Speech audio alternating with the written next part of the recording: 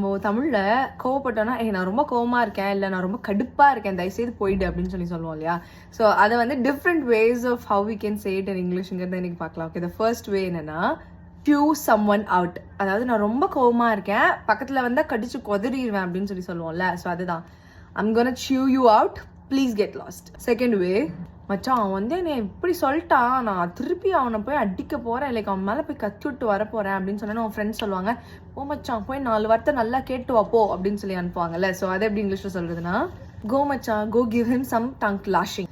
நல்லா 4 வார்த்தை கேட்டுவான்னு சொல்றதுக்கு இதை யூஸ் பண்ணிக்கலாம். ஓகே, ஸோ ரொம்ப தொல்லை பண்ணிட்டே இருக்கான் அவன், இன்னைக்கு போய் நான் என்னன்னு கேட்டு வர போறேன் அப்படின்னு சொல்லுவாங்கல்ல. அது எப்படி சொல்லலாம் அப்படின்னா, I have a bone to pick with someone. அதாவது அங்கே ஒருத்தனை போய் நான் என்னென்ன கேட்டு வர போகிறேன், அதுதான் I have a bone to pick with him or someone or her.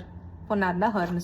Fourth வே, போயிட்டு கம்ப்ளைண்ட் பண்ணி நீ எப்படி அப்படி சொல்லலாம் அப்படின்னு கேட்கறதுக்கான ஒரு கோபம் வரும் இல்லையா, அந்த கோபத்தை எப்படி சொல்லலாம் அப்படின்னா இன்னொருத்தவங்கள்ட்ட I'm gonna haul someone over the coals அப்படின்னு சொல்லலாம். Okay, or I'm going to haul him over the coals or I'm going to haul her over the coals. 4 வார்த்தை என்னன்னு கேட்டு வரேன் அப்படின்னு சொல்லிட்டு போவோம் இல்லையா. ஸோ அதை வந்து எப்படி சொல்லலாம் அப்படின்னா, I'm going to give the rough edge of my tongue. அப்படின்னா நான் நாக்கு நுனியில போய் 4 வார்த்தை கேட்டு வரேன் அப்படிங்கிறது தான். I'm not advising you to use or behave in such a way. I'm just teaching you. Okay, do it on your own risk.